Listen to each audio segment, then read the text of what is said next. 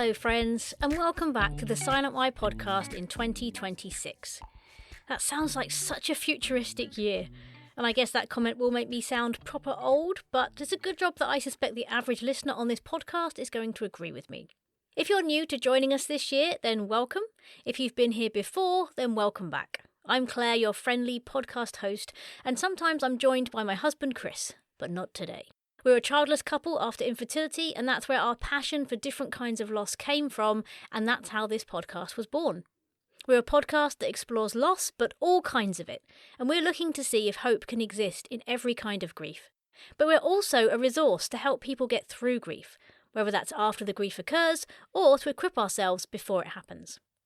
And we're on a mission to find 101 different types of loss, and so far we've reached 66.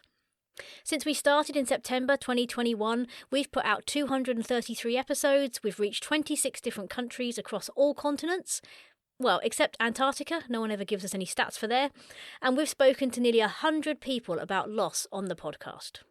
93 to be precise. And here we are once again, hovering just inside the edge of another new year. And so far, I have to say, it's been a lovely wintry start to the year weather-wise in Gloucestershire, England. It's been sunny, but also very cold. Perfect for getting out those knitted hats and scarves and wrapping up nice and warm. Or if you're like us, sitting by the fire, which in our case is the video of a fire that you can run on your TV on Netflix. Not quite the same, but you do get that nice little fire crackling sound. So here I am, back in my podcast room, with the heater on, the mic in front of me, and I'm recording you an episode on my own, and it feels like forever since I've done that. So please excuse me if I sound a bit rusty. I don't know how you're feeling as you enter 2026. Maybe it's exciting for you. Maybe you're scared. Maybe you're sad. Or maybe you just couldn't give two hoots. Whatever your mood, a strong theme of this podcast is to remind you that you're not alone in how you're feeling. That probably matters less if you're excited and pumped for 2026, but it's a key thing to remember if you're on the more blue end of the emotional scale. Many people struggle when they enter a new year, for all kinds of reasons, and I'm here to remind you that that's okay. And at the end of this episode, I'm going to share some important things that I want you to know to help you face what's ahead. Although actually, it's what our guests want you to know, because it's from our guests, so stay tuned for those. Anywho, did you celebrate the new year coming in? We did not. Our new year was very quiet. We went to bed before midnight, first time I can ever remember doing that, and then we were woken at midnight by fireworks going off, which I quite like really. Then we said Happy New Year to each other and we went back to sleep. Not hugely exciting. Sadly, the mood didn't get a lot better that weekend because a few days later, on Saturday the 3rd of January, I had a phone call with some sad news from my mum, who lives on the other side of England, to say that my adopted Auntie Olwyn had died. I couldn't say it was a shock because I had been wondering if this call would come every day for the last 2 years. It was a very long goodbye to someone who lived to 106 years old. In fact, she made it into her 107th year. I think that's why 2026 sounds so futuristic to me, because she was born in 1919, and they're the two dates that are going to sit next to each other on her funeral order of service. And because Chris and I can't help but ponder on these different aspects of life and loss, it's once again raised questions for us, assumptions around grief. Why do we assume that grief isn't as deep when someone dies when they're old, even though they've been in your life so much longer than someone who's younger? It also made me think about why we assume someone lived a good life if they were old. I've had people say, that's a good life. Is it? Do we know it's a good life? You can live a long time and it be a bad life. And how it's strange when someone dies and there's no form of goodbye, which Chris and I have experienced with pretty much all our family members so far.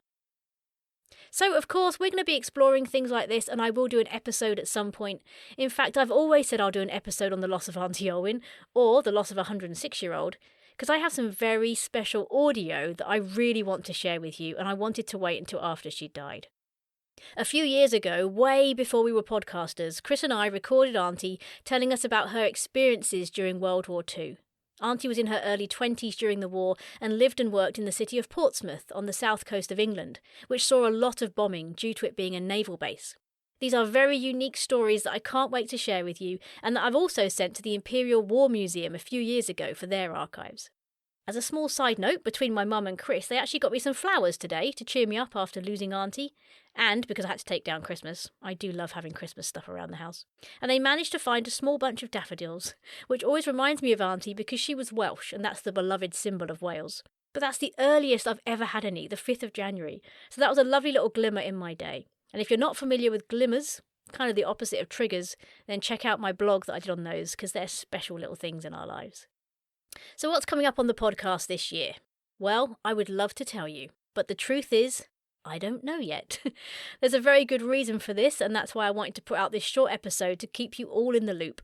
I don't like just relying on social media posts to update you on things, because I know not everyone is on social media. So what I do know is that this year we'll have more lost guests. I'm a completer finisher, there is no way I am not reaching 101 on this lost list. There'll be blogs with various thoughts I've been having on things, there'll be Let's Chat interviews with people who specialise in areas of grief that can help us, and I'm hoping there'll be new types of episodes that might come along too.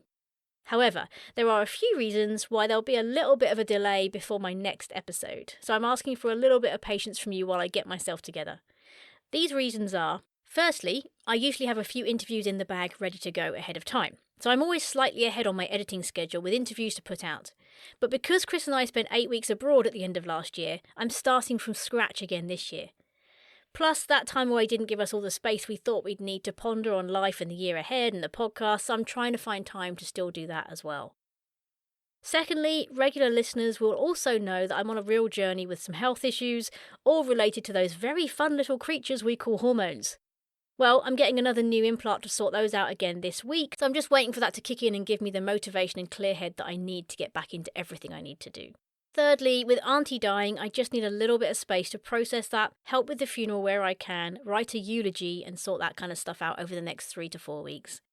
And fourthly, we've been really thinking about loss a lot over the festive season and New Year, and I'm letting this shape my thoughts about the podcast and any new areas we can tap into and how it can provide what people need. An example of this was on Boxing Day. The local news reported on a house fire not too far from here.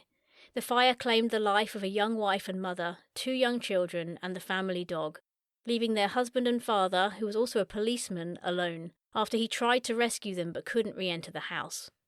As more information was released, Chris and I couldn't help but think about the extent and the reach of such a loss, and the seemingly endless list of losses that came with such a tragic accident. Especially for Tom, the husband that survived. Not just the loss of a wife, 2 children and a pet, each one of those a huge loss in itself, but also the loss of a home, a place of safety to grieve in, photos, identity, toys, anything that feels familiar and safe, even your own bed or little things like toiletries, tiny things that aren't accessible in your grief, the items that you can't hold to cry over to help you grieve, the phone calls that need to be made, the amount of people that are involved, the extent of the loss to family, relatives, friends, school friends, teachers, emergency workers, colleagues, neighbours, reporters, funeral directors. Then you have things like survivor guilt to contend with. The list feels so extreme, something no human should really ever have to endure in one go. But it was also interesting to see the response to such a situation. The people that instantly wanted to help and started raising money for Tom. £426,000 has been raised so far as I record this. Those that will get lost in such a grief, even if it isn't theirs. Those that feel an instant new sense of gratitude for their family and home. Those that want to hide from such a situation because they don't want to think about what it would be like to go through it. Grief is such a far-reaching, complex topic that I want to make sure the podcast never loses sight of the impact that it can have on people, especially because we're all so different, and therefore our grief and our reaction to it are also so different. But I'm also aware, especially in a situation like this, of all the people that won't know what to say to the surviving family. The awkward silences, the crossing the road to try and avoid trying to find what to say. The friends that seem to vanish or become muted by the situation. People on the whole still don't know how to deal with grief, and we need to get better at that, and I believe that comes from listening to those who have been through it and being willing to learn about how we can do it better. So all these situations and thoughts fuel what I want the podcast to be about and what it needs to offer to help people do this. So my brain is a little all over the place at the moment, so please be patient and know that I'm working on things. I will get back into the podcast momentum as soon as I can, but if there's a little break from them coming out every other Tuesday, that's why. If you haven't caught up with the latest episodes, then you can catch up on those while you wait. We put out 2 episodes while we were in Singapore and Australia about our travels and what we thought of that side of the world, and we also put out our usual chatty Christmas catch-up, where Chris and I share how we're feeling about Christmas, life, being childless, and what it was like to be back in the cold UK after so long in the sun. So whatever you look like, however you're feeling, I want to wish you a lot of hope for this new year. Whether it's chocked full already, whether it's a completely blank canvas, whether it's a year of uncertainty, or whether it's a year where you know there's a loss that's going to occur. Just know that you're not alone, and we're here to help you find the tools to get through it. Before I share my list of encouragements, if you want to find out more about us and our story with childlessness, you can visit thesilentwhy.com or listen to episode 3 of the podcast. You can also follow us on social media at The Silent Why Pod, and the latest post on Instagram will show you a lovely bunch of photos of my Auntie Olwyn, plus my own little eulogy to her. And thank you to the person who commented saying they Googled my auntie because they found all the articles about her going up in a glider for her 100th birthday. And she did it again, I think, on her 103rd birthday. I'd forgotten about those images and articles, so thank you. And if you Google Olwyn Hopkins, Olwyn, you'll find those as well. And lastly, but not leastly, don't forget that if you know someone who's grieving and you want to send them something unique, I crochet grief companions called Hermans exactly for that purpose.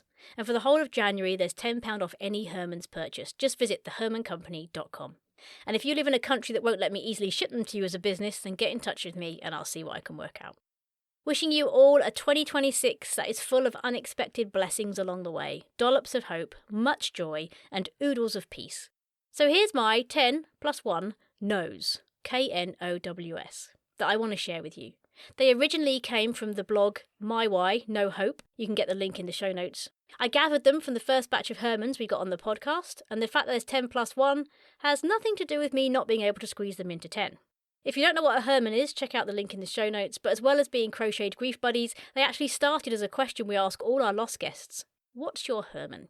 What is something you've learnt about, nurtured or cultivated in your grief that you want to share with others? Something that's really blessed you, something you think will help others in their grief as well.